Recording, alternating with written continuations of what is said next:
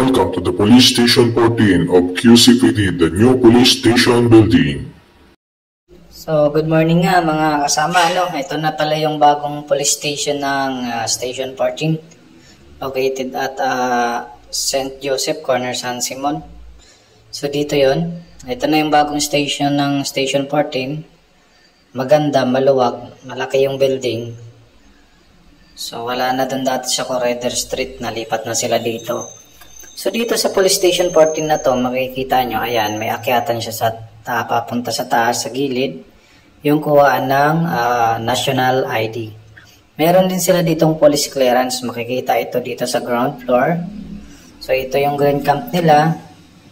Ayan yung sa harap. So, pagpasok mo, ito yung lamisa ng desk officer. So, ito yung investigation section nila. At dito lang po yung police clearance. So, yun. Mas malapit na po kumuha ng police clearance sa mga taga Holy Spirit dyan at mga karatig barangay.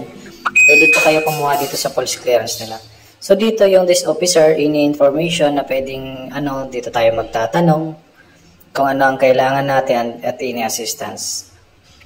At kung kasong barangay lang naman, ay nire-refer tayo sa barangay natin dito lang sa malapit dahil halos dikit lang sila ng barangay. So, yun lang. Mabait po yung mga personnel ng Police Station 14 kaya huwag tayong mag-atubili na pumasok para humingi ng tulong.